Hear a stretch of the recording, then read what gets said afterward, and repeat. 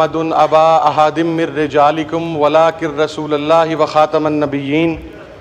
وکان اللہ بکل شیء علیما۔ صدق اللہ مولانا العظیم۔ فرمان مصطفیٰ صلی اللہ علیہ وسلم ہے کہ انا خاتم النبیین لا نبی بعدی۔ جناب اسپیکر، آج آپ کے توسط سے میں یہاں پر کوئی پارٹیزم کی بات نہیں کروں گا۔ ختم نبوت اتنا ہی میرے ایمان کا حصہ ہے جتنا آپ کے ایمان کا حصہ ہے،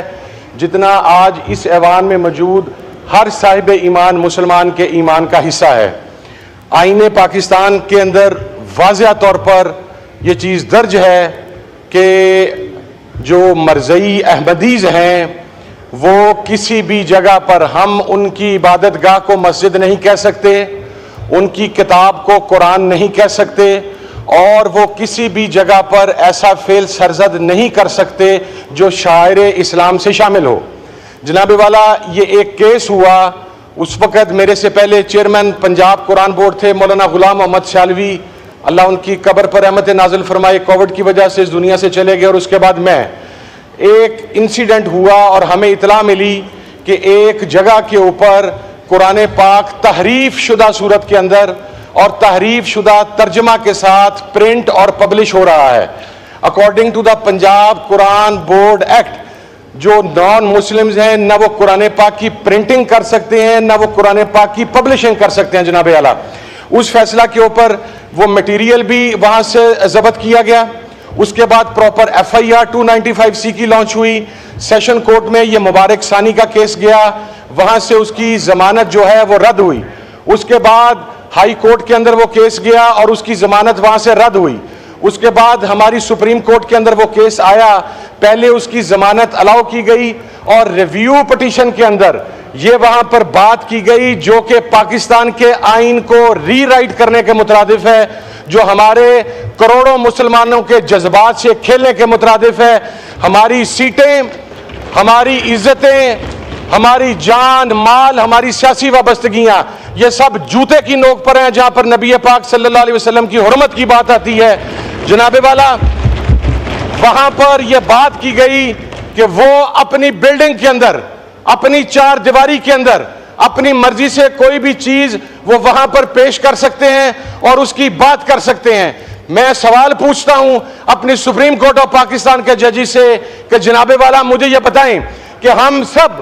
باشعور مسلمان ہیں اور ہمارے ہاں کسی کو کافر قرار دینا، کسی کے اوپر فتوے لگانا اور کسی کی توہین کرنے کی اجازت نہیں ہے۔ ہم کیا ایک فرقہ اگر پاکستان میں پیدا ہو اور وہ یہاں پر بیٹھ کر حضرت عیسیٰ علیہ السلام کی شان میں گستاخی کرے اور ہم اسے یہ کہہ دیں کہ وہ اپنی چار دیواری کے اندر بیٹھ کے یہ بات کر رہا ہے تو اس کی اجازت دی جا سکتی ہے؟ 295C صرف نبی پاک صلی اللہ علیہ وسلم کی حرمت کی ضامن نہیں ہے۔ 295C صرف نبی پاک صلی اللہ علیہ وسلم کی حرمت کی ضامن نہیں ہے یا اس کو تحفظ نہیں دیتی، بلکہ 295C 1,24,000 کم و بیش انبیاء و مرسلین میں سے ہر ایک کی اسی طرح حرمت کی حفاظت کرتی ہے جس طرح نبی پاک صلی اللہ علیہ وسلم کی حرمت کی حفاظت کی جاتی ہے۔ اور ایک اور بات عرض کر دوں کہ یہ نبی کی حرمت کی جو بات ہے، ہم نبی کی حرمت کے محافظ ہو ہی نہیں سکتے، ہماری اوقات اتنی نہیں ہے، ہماری جرأت اتنی نہیں ہے، اس لیے کہ اللہ رب العزت نے اپنے نبی کی حفاظت، اس کی حرمت کی حفاظت کی ذمہ داری خود اپنے ذمہ لی ہے۔ ہم تو اپنی آخرت بچانے کے لیے اور اپنی قبر کے لیے نبی کی حرمت کی بات کرتے ہیں۔ اس سلسلے میں میری ریکویسٹ ہے کہ یہ جو آئین کو ری رائٹ کیا گیا ہے،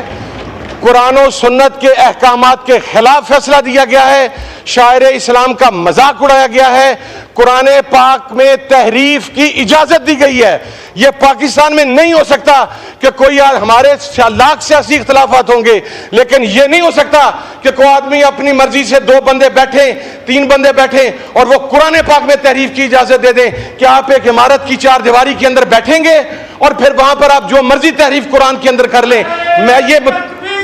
اللہ اکبر، نعرہ رسالت،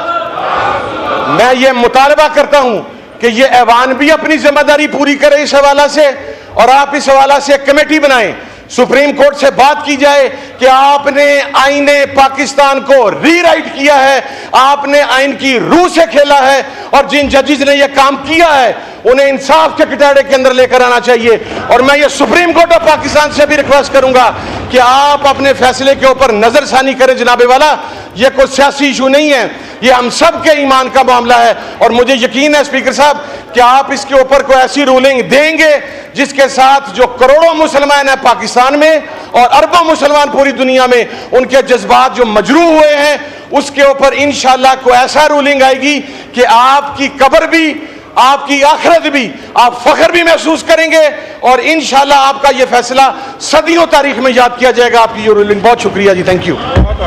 جی صاحبزادہ صاحب